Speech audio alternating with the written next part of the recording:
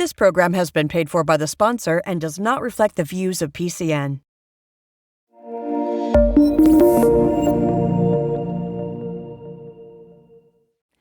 Hi, I'm Lisa Schaefer, Executive Director for the County Commissioners Association of Pennsylvania. Welcome to County Connections, a show spotlighting counties' involvement in everyday lives. On today's show, we're going to be talking about two of county's top legislative priorities for 2024, 911 funding and vote-by-mail reforms.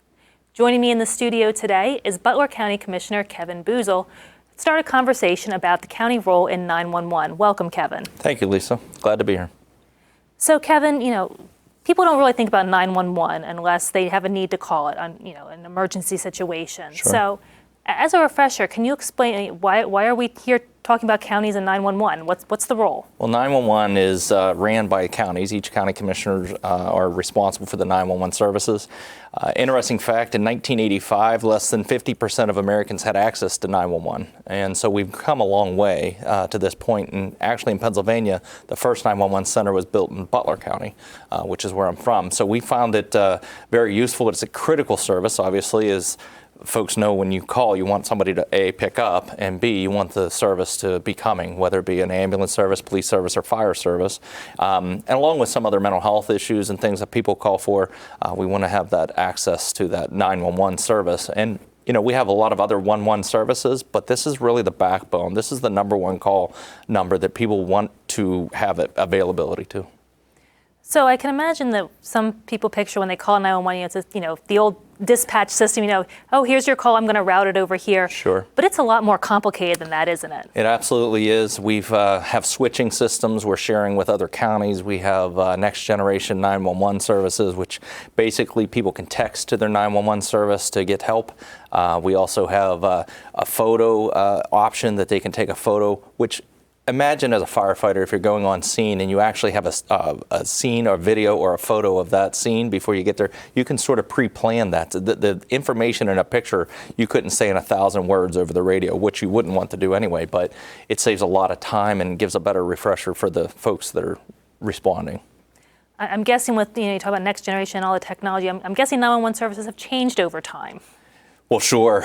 We actually do have one of the old dispatch routing cords still sitting as a museum piece. And I was talking to somebody that actually ran that as a dispatcher. But, when we move into the next generation 911, we're talking about technology that has grown. So that you think about your phone, right? You went from your dial phone to punch phone to cellular phone, which back in the day was flip. And I'm sorry if you still have one of those. But we're now at smartphones. Some of the smartest technology is in our hand. It's the same with the 911 system. The systems that they're using, CAD systems, the radio systems, the frequencies are all, they're beyond what we could have ever imagined. And trying to keep up to that and that technology is very intensive. So with all of that, I'm guessing it's pretty easy to be a 911 dispatcher then, isn't it? It's one of the toughest jobs out there, I would tell you. And I say that the training and the way they respond to a call actually sets the call up. And by that I mean when a 911 dispatcher radios out and calls out to police, fire, EMS, their tone of their voice kind of sets the scale for the hyperness of the responder. So, they're trained on keeping it level, calm, responsive to not only the first responder, but also to the person that's calling. Try to keep them calm, make sure you're giving them clear, concise directions. The training that we have to give them on how to respond for a medical call, how to respond for whatever case may be happening. It's all pre-scripted, but they have to be able to communicate that very clearly and very quickly. So all the technology, the staff, it's obviously got to take quite an investment in resources. Sure. So we're looking at, investment of, and this is all being paid through a phone service on your phone bills, and whether it be your technology, your device, whatever connects to 911 is how it's paid for currently in Pennsylvania. All states are a little bit different, but that's how Pennsylvania's work. And it was $1.65, and it just recently went up to $1.95. And with that increase, it's helped tremendously, and we're very grateful that it's gone up. But the real part of that is this is a technology and service that should be really handled by the state, and 911 is being ran by the county. But the county, right now, the only avenue that we have to help supplement the cost of that is property tax. And so whatever isn't paid through that service of the phone service gets picked up by the property owners of our counties. And so right now we're looking at 25 to 30% of that coverage, even with this increase, is being handled by the property owners of our counties. And that puts a burden on everybody. And so, when we talk about seniors, we talk about veterans or spouses of veterans that are struggling to pay their taxes on their property. This is another one of those avenues that they are picking up the pieces that are left behind that aren't state funded that really should be. So you mentioned the surcharge that funds the 911 system was $1.65 per month on these phone bills. Correct. We'll be going up to $1.95, but you're saying that still leaves a pretty significant burden on our county property taxpayers. So what's necessary to properly fund the system? Well, I think that we've asked the legislature to take a look at this, really look at the formulary, how it gets dispersed around the counties, and also looking at if we just changed the formula and didn't change the funding, you would have winners and losers. You would have counties that win. You would have counties that lost funding, and that's really burdensome because now they're going to put that on their taxpayers. So this increase should be continually going up. We have, as you said, the 911 dispatchers. We still have to pay them. We still have to continue their benefits and so on. But we're also buying into new technology. We've tried to find as many efficiencies as we can. I know in Region 13, which is where I'm from in the Southwest PA, we've bought into radio systems, shared switching systems. There's a lot of technology that goes in. In fact, Westmoreland County holds the switching system and Butler County is many miles away. But that service, we share the maintenance agreements, the technology agreements, all of those things. It saves a lot of money to do it that way. And we're trying to find new avenues to make it even more efficient every day. But the reality is there's still a cost to keeping up with that technology. And of course, staffing. You want somebody to answer that phone when you call. And we know that if it's not funded properly, you are going to have wait times regardless of what your call is. We won't know what it is, but you may have a wait time. It'll say, wait until somebody picks up or whatever. That's a dangerous type of a situation. We don't want to get there. So with the increase to $1.95, we know it's going to be in place for 2 years. That's the time frame the General Assembly and the governor set up. So over that 2-year period, what's your message to lawmakers, the administration about what needs to happen going forward? Well, I definitely want to say thank you for listening to this point. I know Governor Shapiro put up $1.97 was his request. I know the legislature see this as an increase, but it's going to go up either way. It's either going to go up in a fee to technology, the services, the phone services, or it's going to go up in your property taxes. And literally, this is a service that is only on demand by 911 by any device, so it makes sense that it's coming out of that fee. They're going to have to take a look at what it truly costs to run this operationally. If they can find efficiencies, we're all on board. We're in. But the issue is that there's going to be an increase, just like everything else. I haven't seen something that hasn't gone up in cost, including personnel, especially in our current state of hiring and finding qualified people to fill these roles. These are critical roles, and they're very stress jobs, high stress jobs. So, it's not like I can just pick somebody up and shove them in a seat and have them go with this. We're talking about calm voices and technology and being able to run that technology. And so there takes a good bit of training to get there. So we're going to need some help to keep this going. It cannot continually fall on the county taxpayers. And you mentioned keeping up with technology. Just look at how much things have changed since, you said that old system that you used to have. Yes. What happens when there are new technologies that might offer additional ways to access 911? Well, we won't be able to implement them, unfortunately, and so, the technology will get away from us, and at that point, we'll be falling behind. And so our service, our response times, everything will struggle after that point. Not only that, if we can't afford to put people in those seats, you will have a wait time. And again, I can't stress enough, that's probably my biggest fear is that we're already having difficulty finding these folks in this personnel. And so if we're already struggling, even at the level that we are, we're either going to pay personnel or going to pay for the systems to continually run. And I don't want to be put in a place where I have to make that decision. I don't think any county commissioner wants to be in that place to make a decision of whether or not we're going to pay people or keep our technology where it needs to be current. And if we're put in that position, we will be going back to the legislator and make them aware that this is happening. We're being pinched, or we're going to have to raise the taxes on the property owner again, and they're not going to be very, very receptive to that, unfortunately. As we conclude our discussion, are there other improvements to the 911 system that you'd like to see in addition to more funding from the state? Well, sure. I think that working together with across county lines, banding together and finding a radio frequency that works across the areas, those technologies, sharing towers, mobile towers. We've worked with the state to get access to the state towers because every time we build a tower, it costs millions of dollars. But if we can find ways that we can save money, I'm all in. I think any county commissioner would. And so I think that if we move forward with this conversation, and I'm looking forward in the next 2 years, but please, I'm asking, please don't wait until the 300 or 600th day and try to figure this out at the last minute. We need to be working on it today. And if you want to study, let's do the study now during this time, but we have to make some really critical decisions moving forward.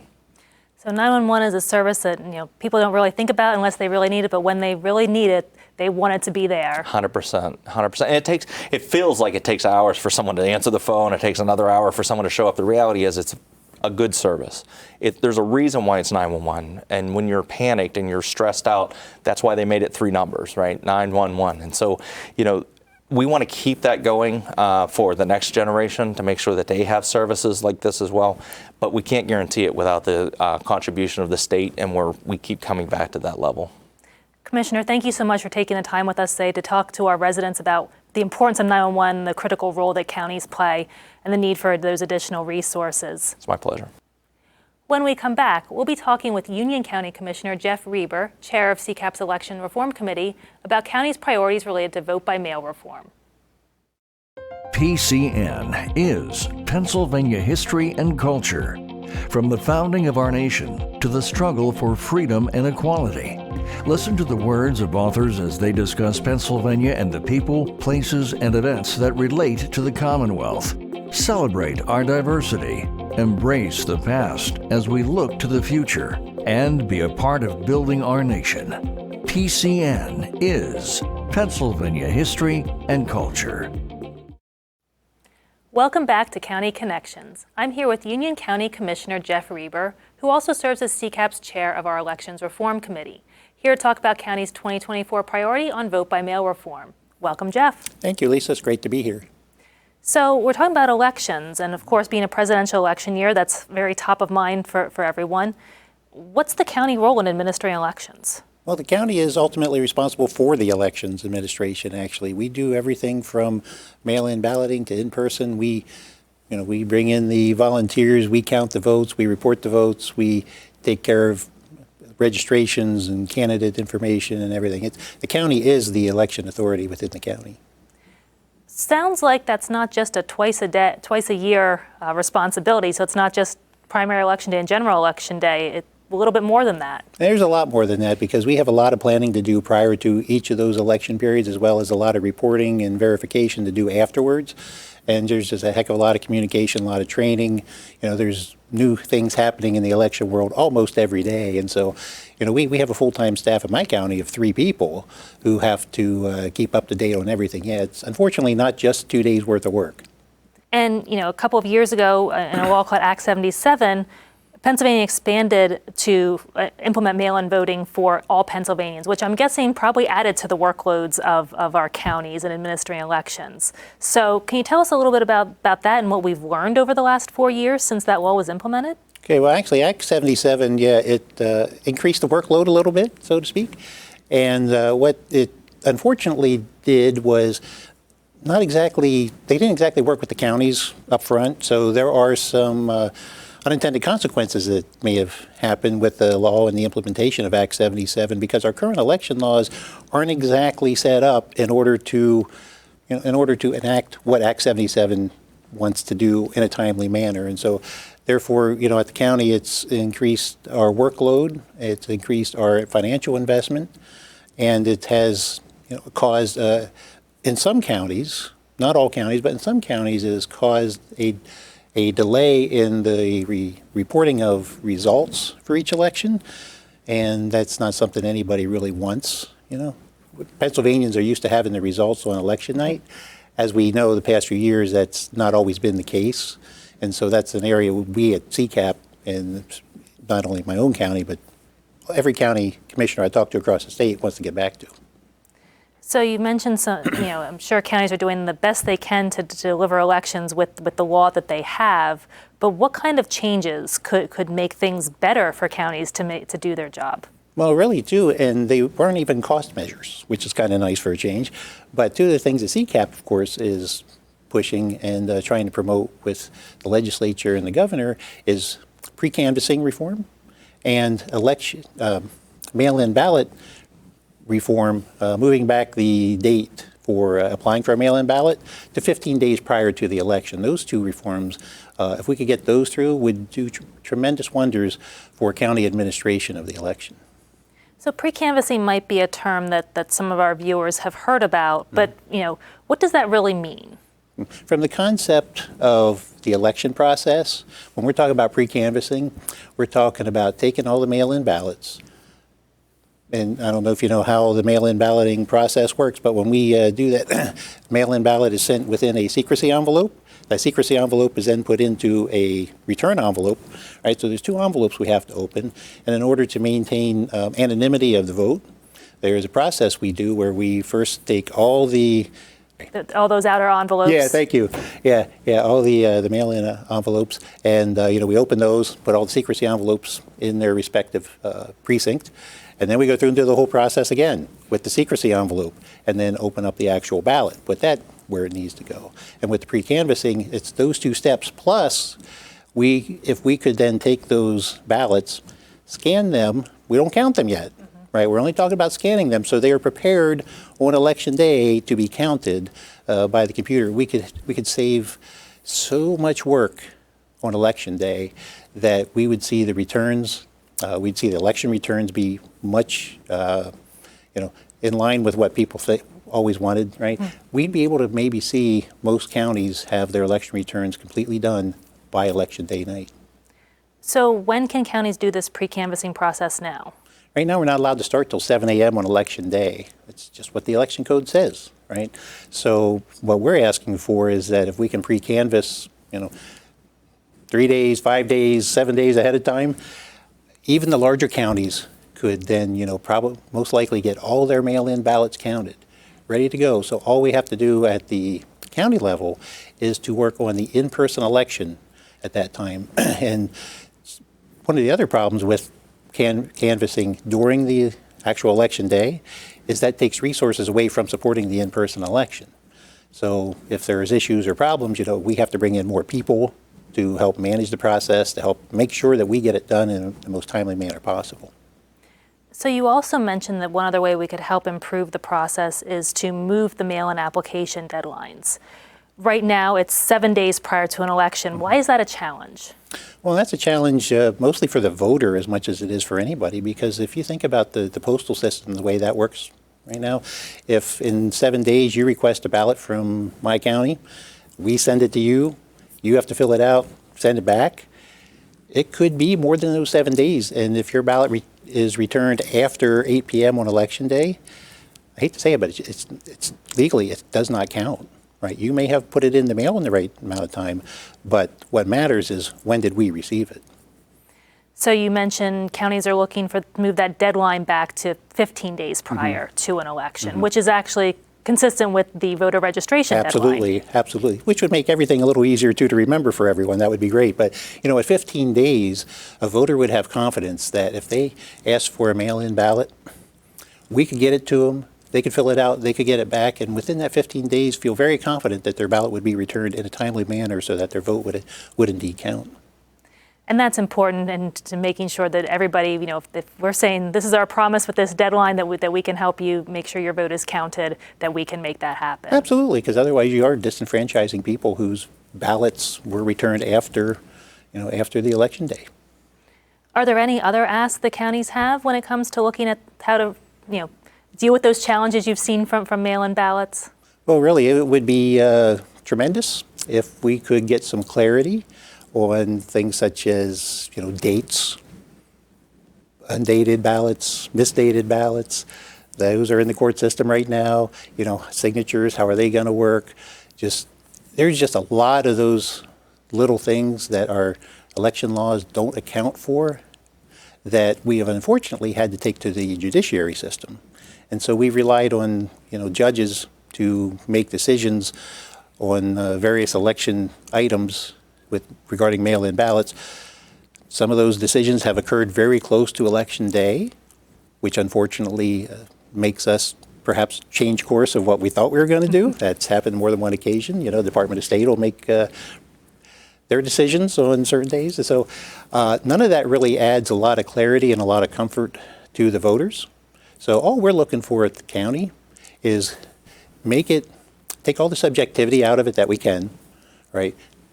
Get all the I's dotted, T's crossed, and allow us the time to process the ballots in the manner so that when it comes on election night, we can return the results in a timely manner, and everybody can agree that, we had a safe, we had a secure, we had an accurate election. That's really what all of us want. I think that's a great point, because we've talked about the challenges and some of the ways that we could improve on the current law that we have. But counties really do a tremendous job administering elections within the parameters that we have. So, we get into a presidential election year here. Obviously, the safety, the security, the accuracy of our elections on everyone's mind. What would you tell our viewers about the work that counties do and what they should think of elections and election results? Well, I think if you have any questions, call your county elections director. Our elections director is more than happy to talk to anybody who calls in. Don't listen to the third-party media. Don't listen to don't look at all the mail that you get sent about different things. You want to know an answer, go to the source. Okay, come to the county. That's what I want, because all the counties, trust us, we want accurate results. We want fast results, but we're not going to sacrifice accuracy for fast. You just can't do that. So, speed's important, but accuracy is much more important. But seriously, if you have any questions at all, I encourage anybody to reach out to your county elections directors and ask the questions. Get the answers directly from the people. Don't necessarily listen to the third-party pundits. Well, Commissioner, thank you so much for your time here today. We are certainly looking forward to another good year with our elections and the work that counties do with our commissioners and our election staff. So thank you very much. Thank you, Lisa. For some concluding remarks, we'll be joined by Berks County Commissioner Michael Rivera, CCAP's current president. Enjoying our programming? Please consider a tax-deductible donation to support our mission today. PCN is a 501c3 nonprofit television network dedicated to bringing Pennsylvania to you. PCN is everything Pennsylvania. Welcome back to County Connections. I'm here with Berks County Commissioner Michael Rivera, serving as CCAP's current president. Welcome, Michael. Thank you, Lisa. It's a pleasure to be here. So in this episode, we've been talking about some very different services, counties' role in 911, counties' role in elections, and I'm sure that's not all that counties do. So for most people, though, unless they have a reason to interact with county government, they probably aren't aware of everything counties do. So help us understand, how do counties play a role in our lives? Okay, absolutely. There's a lot of things that county does, and a lot of varied things as well. We spoke a little bit in the show about 911, and we spoke about elections as well. One of the other important services that counties provide is human services. So we deal with children through the Children and Youth Services Department. We look out for the welfare of the children and the youth in the county. Another thing we work with under human services also is for the aging. We have the area agencies on aging, which deal with the aging population in our county, making sure they're not being abused, making sure that they have the resources that they need to be able to live healthy and productive lives. We also work with people with mental health and developmental disabilities. So counties look out for those that are most in need. And that's something that's very important that counties do because we need to make sure that we're looking out for those people who can't look out for themselves. That's another area of county government. One of the other things that we work on as well are county parks and recreation. Different counties have different park systems. There may be 1, 2, 3 different parks, trail systems. So that outdoor recreation for our residents is also very important. Counties handle that as well. Another important role of county government is community and economic development. And this will look different for the different counties depending on where they're at. But right now in Berks County, 2 things that we're working on with economic and community development is regional passenger rail to Berks County, and also the growth of our regional airport as well. So that is something that's very important to our county. And another area that we work for, that counties do as well, is property assessment. Not everyone likes that, but counties do set the assessed value of properties and the property tax base as well. And that's something, although we don't necessarily like it because no one likes property taxes, but it's something that's necessary to be able to carry out county government and to provide the services that we provide. So there's a wide range of things that we do at the county. One other thing we do is also run county jails. So, and I'm sure we've only just hit the tip of the iceberg, but you're serving as president now of this association for counties. How does that work? What does the association do to help support counties? Okay.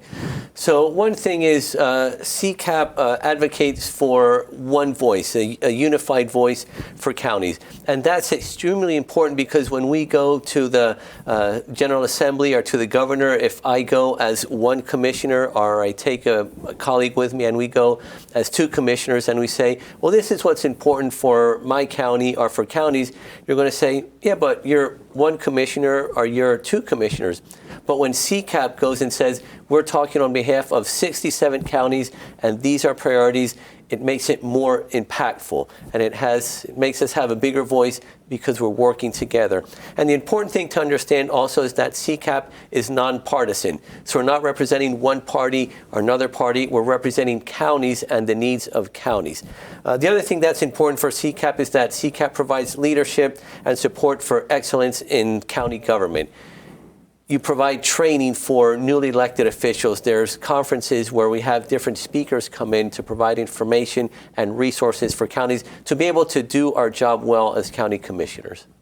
Well, it sounds like it's a big job to be president, and we're glad to have your leadership here for 2024, Commissioner. Glad to be here. Thank you for joining us for County Connections, brought to you by the County Commissioners Association of Pennsylvania. For more information on county government and county government priorities, please visit us online at www.pacounties.org.